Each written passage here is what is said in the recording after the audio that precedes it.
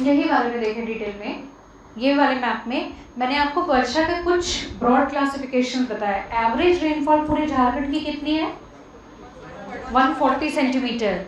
Average rainfall is 140 centimetre. लेकिन आप देखें इधर वाला जो एरिया है, नेतरहाट वाला जो एरिया है, उसमें रेनफॉल 180 सेंटीमीटर एवरेज है। उस एरिया में रेनफॉल जो है वो ज़्यादा है। फिर आप दूसरा एरिया मैंने आपको बताया, ये रांची और इनके पास का जो एरिया है, उनके पास लगभग कितनी एवरेज रेनफॉल जो है वो हो रही है? 140 सेंटीमीटर, 140 से 160। तो उस तरफ वेस्ट में आप देखें 180 सेंटीमीटर रेनफॉल कुछ एरियाज में। फिर आपको रांची के पास वाला जो एरिया है उसमें 140 सेंटीमीटर ऑफ रेनफॉल आपको, प्लस इसके एडजॉइनिंग ये भी एरियाज में पश्चिमी सिंहभूम, पूर्वी सिंहभूम भी दिखाया था ना, देख लें एक बार, क्योंकि मैं इसलिए आपको बता रही हूँ, आगे फिर हम जब अभी क्लाइमेटिक डिस्कशन करेंगे then it will be useful. देखें एक बार, पूर्वी सिंहभूम, पश्चिमी सिंहभूम, गुमला, सिमडेगा, ठीक है, ये जो एरियाज हैं इनमें 140 से 160, यानी कि कौन से एरियाज? इन एरियाज की बात हो रही है। दिख रहा है ना आपको मैप में तो क्लियरली दिख रहा होगा, इन एरियाज की बात हो रही है। इस तरफ भी पूरा ही केस, इन एरियाज में, यानी कि इस एरिया में 180 के अराउंड था, इस एरिया में 140 से 160 है। और एक और एरिया जिसमें मैंने तीसरा ये नाम बताया, कौन कौन से एरिया? हजारीबाग, बोकारो और गिरिडीह, और ये सारे जो एरियाज है इनमें आप देखिए 120 से 140, यानी कि रेनफॉल का एक ओवरऑल पैटर्न आपको समझ में आ रहा है, कहाँ पे ज्यादा है कहाँ पे कम है। क्योंकि जैसा रेनफॉल होगा फिर उसी हिसाब से क्लाइमेटिक क्लासिफिकेशन होगा, आगे में भी उस हिसाब से थोड़े क्रॉपिंग पैटर्न्स होने चाहिए, या फिर वेजिटेशन अगर डिटेल में पढ़ना होगा तो वो सारी चीजें आगे हमें देखनी है। ठीक है, ये एक ओवरऑल समझ में आ गया है मैप के हिसाब से, ठीक है।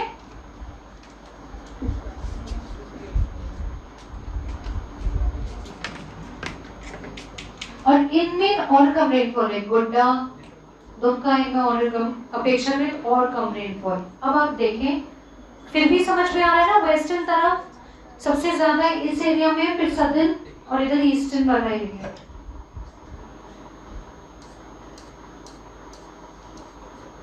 और बाकी टेम्परेचर के केस में भी, टेम्परेचर का भी थोड़ा अंदाजा आपने देख लिया कि जो वेस्टर्न तरफ है, वेस्टर्न तरफ जो है लातेहार वाला जो एरिया है आपका, जहाँ पे नेतरहाट है, वो सबसे कम टेम्परेचर वाला एरिया है आपका, राइट, ये चीज थी।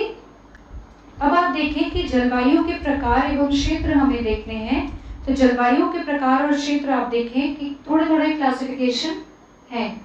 जैसे आप देखें, आपको ये चीज दिखाई दे रही होगी, यहाँ पे एक है महाद्वीपीय प्रकार, ये भी, यहाँ पे भी सबसे कम रेनफॉल वाली जगह थी, मैंने ऊपर और बताया था कि कम है और कम। फिर देखेंगे उप महाद्वीप वाला एरिया है, एक महाद्वीपीय, maybe it is a little unclear, ये पहले देखेंगे महाद्वीपीय एरिया है, जहाँ पे कॉन्टिनेंटलिटी वाली इफेक्ट आप कह सकते हैं कि ज्यादा है, ज्यादा इंटीरियर में। ये उप महाद्वीपीय प्रकार, ये डेल्टा प्रकार, क्यों? यहाँ पे रिवर है ना, गंगा की यहाँ पे मीट करती है, साहिबगंज वाले डिस्ट्रिक्ट में जो पढ़ाया था, ठीक है। फिर आप यहाँ पे देखें, इधर शीत वर्षा प्रकार, शीत है, ये ठंडा है, इधर हमने देखा था ना अभी, ठंडा है इधर। फिर इधर आप देखें तीव्र एवं सुखद प्रकार, सूखा प्रकार, फिर आर्द्र वर्षा प्रकार, और इधर सागर प्रभावित प्रकार। ईस्टर्न तरफ ज्यादा ओशन का इन्फ्लुएंस वाला देखेंगे। तो इसके थोड़े थोड़े कैरेक्टरिस्टिक्स, कहाँ पे रेनफॉल ज्यादा हो रही है, कहाँ पे कम हो रही है, उसके हिसाब से तो क्लासिफिकेशन है। तो आप देखें जो महाद्वीपीय प्रकार है, तो फर्स्ट वन जो कि आपके कौन से रीजन में, नॉर्थ एंड नॉर्थ वेस्ट में आपका महाद्वीपीय प्रकार है। और इसमें डिस्ट्रिक्ट्स कौन कौन से हैं मेनली? हाँ, गढ़वा, पलामू, चतरा, लातेहार का कुछ पार्ट्स, हजारीबाग के कुछ नॉर्दर्न वाले पार्ट्स। हाँ, हजारीबाग देखिए, Koderma was also part of this, Koderma प्लेटू को लोअर हजारीबाग प्लेटू भी कहते हैं, कई बार उसका इसीलिए क्लासिफिकेशन इसमें रहता है। कोडरमा देखिए, गिरिडीह, देवघर, दुमका का वेस्टर्न पार्ट और गोड्डा, ये सारे जो डिस्ट्रिक्ट्स हैं ये सब सबसे कम रेनफॉल वाली जगहें हैं। तो ये वो जगहें हैं जहाँ पे सबसे ज्यादा गर्मी हो रही है और जाड़े में सबसे ज्यादा जाड़ा भी होता है, ठीक है। और ये वो एरिया है जहाँ सबसे कम रेनफॉल है। तो कैरेक्टरिस्टिक्स इसके समझ में आ रहे हैं।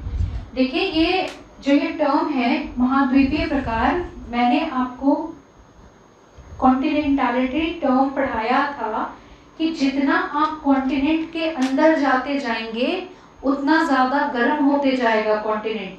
पढ़ाया है ना मैंने आपको। इंटीरियर ऑफ द कॉन्टिनेंट मैंने डिस्कस भी किया है कई बार कि दिल्ली ज्यादा गर्म होता है। दिल्ली के भी ज्यादा गर्म होने का कारण उसका लोकेशन ही है।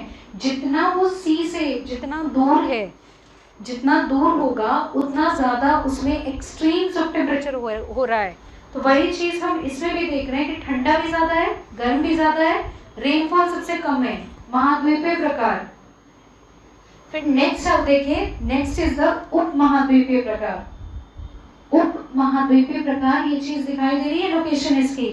ये जो है ये पूर्वी लातेहार, दक्षिण हजारीबाग, ठीक है, दक्षिणी चतरा, धनबाद, बोकारो, जामताड़ा, वेस्टर्न दुमका, इन एरियाज में ये है। और इन एरियाज में रेनफॉल आप देखिए, इन एरियाज में मैंने रेनफॉल बताया था कि लगभग 120 से 140 के अराउंड, 120 से 140 के अराउंड मैंने रेनफॉल इन जगहों पे बताया था, ठीक है।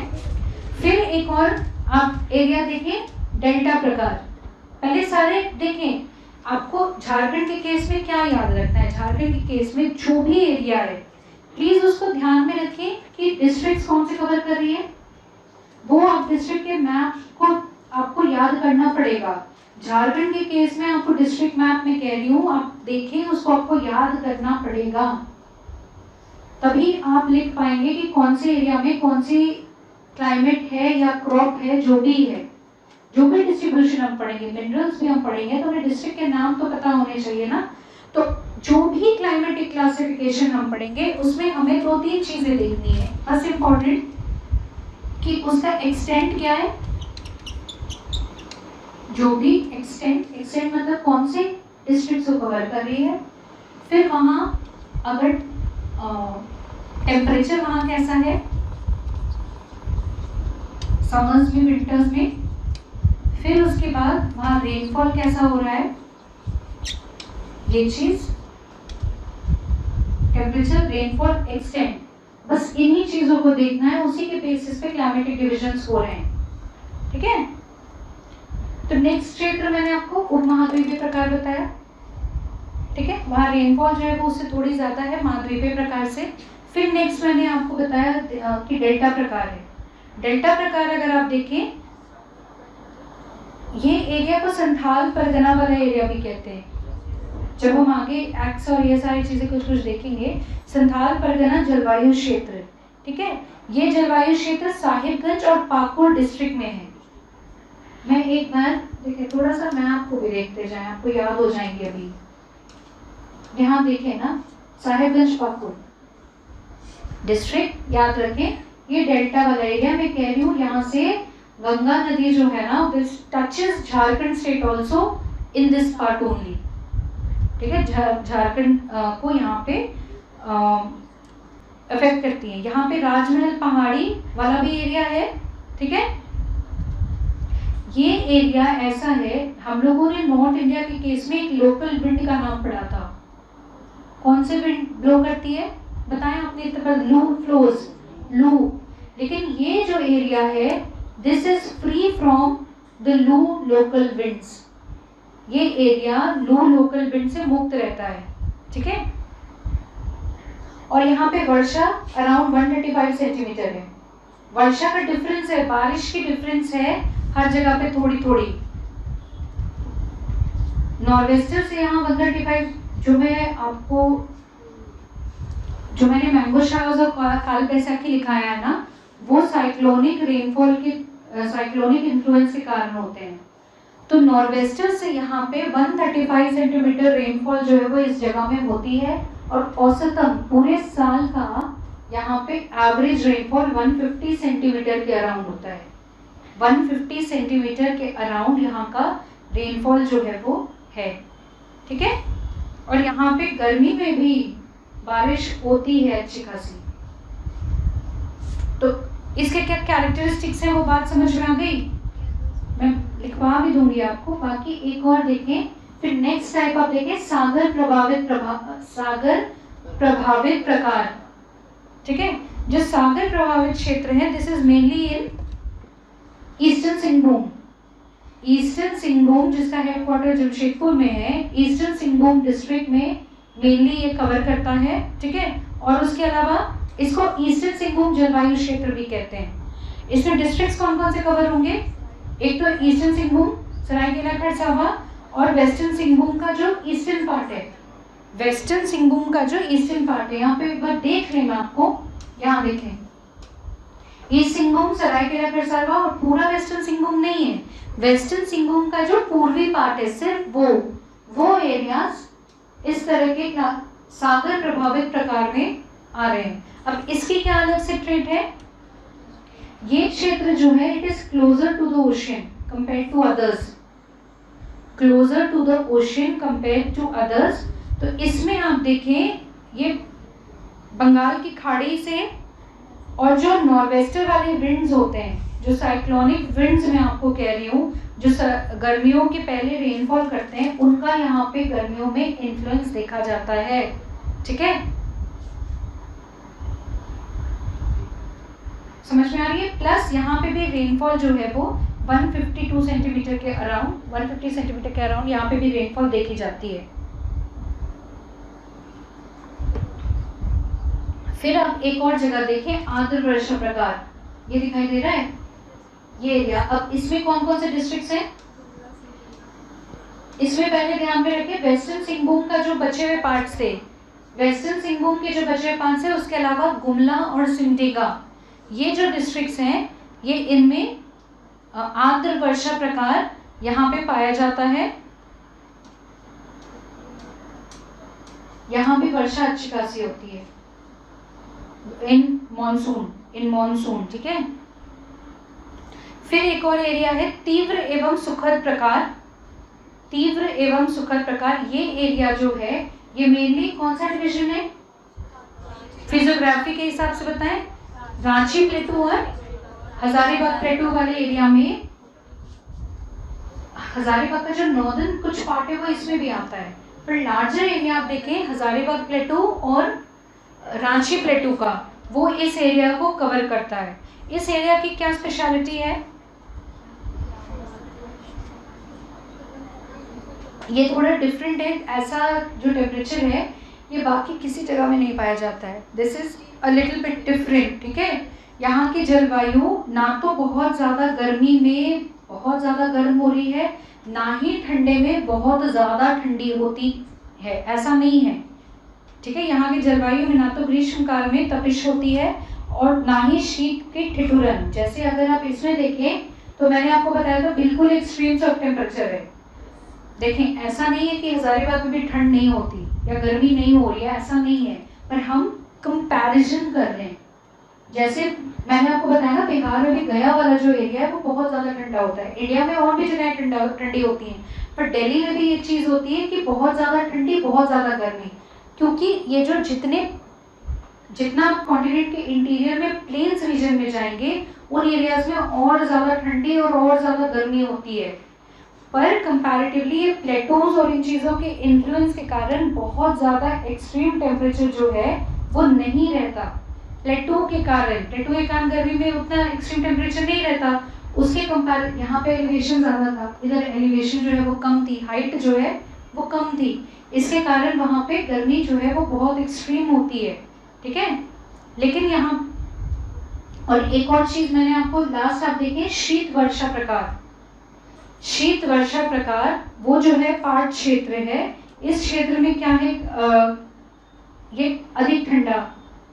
दिस इज एक तो एलिवेशन भी सबसे ज़्यादा थी, यहाँ की हाइट जो है, यहाँ की औसतन ऊंचाई क्या थी 900 से 1100 मीटर औसतन ऊंचाई सबसे ज्यादा होने के कारण पूरे झारखंड में अगर आप कंपेयर करें तो ये सबसे ज्यादा ठंडे जगहें हैं, ठीक है। और यहाँ टेम्परेचर ठंडे के सीजन में कई बार हिमांक के नीचे भी चल जाता है, 0 डिग्री सेल्सियस के नीचे। देखें अब रिसेंट टाइम्स में हो सकता है ऐसी चीजें नहीं भी हो रही हो, ठीक है। रिसेंट टाइम्स में हो सकता है 0 डिग्री सेल्सियस से कम न्यूज आती है ऐसी, पर हिमांक के नीचे कई बार चला भी जाता है। अगर आप झारखंड से कंपेयर करें, ये सबसे ऊंची जगहें हैं। आप देखिए ना 900 से 1100 मीटर काफी ऊंचा होता है, तो बहुत ज्यादा ठंडी, एक तो ठंडी होती है अच्छी खासी झारखंड में, होती है अच्छी खासी ठंडी झारखंड में, और उसमें भी ये और ऊंची जगह है तो यहाँ बहुत ज्यादा ठंडी होती है। प्लस ये वो भी एरिया है, एक और इसी क्या स्पेसिफिकेशन थी गर्मी के कॉन्टेक्स्ट में बताया पहले, गर्मी में सबसे कम गर्मी होती है 23 डिग्री के अराउंड यहाँ पे टेम्परेचर मैंने आपको बताया। और बारिश जो है वो इस एरिया में सबसे ज्यादा है, 180 सेंटीमीटर औसतन यहाँ का बारिश है। यहाँ रेनफॉल औसतन 180 सेंटीमीटर के अराउंड है। तो ओवरऑल जलवायु के प्रकार, जलवायु के क्षेत्र जो हैं वो आपने समझ लिए, थोड़े थोड़े डिफरेंसेस क्या क्या हैं वो समझ लिए आपने, ठीक है। मैं कुछ पॉइंट्स जो हैं वो लिखवा देती हूँ आप लोगों को, ये टॉपिक इम्पोर्टेंट हो सकता है ना आपके, हालांकि कहाँ पे क्या रेनफॉल हो रहा है वो सब आपके पीटी के हिसाब से भी इम्पोर्टेंट होंगे, ध्यान में रखिए पीटी के हिसाब से भी इम्पोर्टेंट है कि कौन से एरिया में ज़्यादा है कौन से एरिया में कम है। कुछ पॉइंट्स जो है वो लिख लें, हालांकि टाइम बहुत ज़्यादा हो जाएगा आज, काफ़ी मैंने एक ही फ्लो में क्लास करा दिया है ना, आप लोगों को ब्रेक नहीं दिया है। तो we can do one more thing कि जो राइटिंग वाली पार्ट है मैं आप लोगों को कल करा दूँ, इसके एक बार और इसको ओवरऑल प्लीज़ आप लोग मुझे बताएं कौन से एरिया में, अगर आप देखें कि सबसे एक महाद्वीपीय प्रकार जो है इसमें क्या क्या कैरेक्टरिस्टिक्स है, लोकेशन तो आपको याद करने होंगे। हाँ, सबसे ज़्यादा गर्मी और सबसे ज़्यादा ठंडी भी, दोनों चीज देखिए, जो भी चीज आप लिखे टेम्परेचर के कॉन्टेक्स्ट में, अगर कहीं एक्सट्रीम है तो विंटर समर दोनों के हिसाब से लिखते हैं, और रेनफॉल तो सबसे ज्यादा ठंडी सबसे ज्यादा गर्मी, रेनफॉल कम। उसके बाद उप महाद्वीपीय प्रकार में ठंडी और गर्मी का कोई वैसा एक्सट्रीम नहीं है, लेकिन रेनफॉल यहाँ पे अराउंड कितना था 120 से 140 सेंटीमीटर। फिर डेल्टा प्रकार जो है मेनली 2 डिस्ट्रिक्ट्स में पाए जा रहे हैं। इसके क्या ट्रेड्स है कि नॉर्वेस्टर विंड्स के इन्फ्लुएंस यहाँ पे, लो यहाँ पे नहीं बहती, प्लस यहाँ पे रेनफॉल अराउंड 150 सेंटीमीटर के अराउंड यहाँ पे रेनफॉल होती है। और ऊंचे एरियाज है ना, राजमहल हिल्स वाले एरिया हैं, यहाँ पे लू का इन्फ्लुएंस गर्मी में नहीं होता है, ग्रीष्म ऋतु में। फिर नेक्स्ट मैंने आपको बताया सागर प्रभावित प्रकार है, ये वाले एरिया में भी रेनफॉल 150 सेंटीमीटर के अराउंड है, ठीक है ये चीज। फिर इस एरिया में मैंने बताया तीव्र एवं सुखद प्रकार, ये कौन से पार्ट में है, हजारीबाग और रांचू प्लेटू। अगर इसमें ये चीज कही गई है कि सबसे बेहतर मौसम अगर कहा जाए तो इन एरियाज का ही है। क्यों? क्योंकि ये ना तो बहुत ही ज्यादा ठंडी होती है ठंडे में, और बहुत ज्यादा गर्म जो है वो ये जगह नहीं होती है। हालांकि लो का इन्फ्लुएंस जो है वो होता है, ठीक है। और अगर आप एक और फिर देखें आर्द्र वर्षा प्रकार जो एक और टाइप है, वहां भी इन एरियाज में इनके डिस्ट्रिक्ट्स बताए थे मैंने, यहाँ भी रेनफॉल अराउंड 150 सेंटीमीटर जो है वो है। लेकिन साथ में एक और चीज इसमें ध्यान दें कि यहाँ पे जैसे जो पहाड़ है ना, पहाड़ और इनके नाम, ये देखिए ये वाले जो जगह है ना, पुराहाट प्लेटू और ये सब ध्यान में रखें कि ये उस रीजन के विद इन आते हैं, पुराहाट हिल्स। और एक और लास्ट वाला शीत वर्षा प्रकार, इसमें गर्मी कम होती है, ठंडी सबसे ज्यादा होती है और रेनफॉल बहुत ज्यादा होती है, 180 सेंटीमीटर के अराउंड यहाँ पे रेनफॉल होती है, ठीक है। तो ओवरऑल झारखंड का क्लाइमेट, जलवायु के प्रकार आपको समझ में आ गए।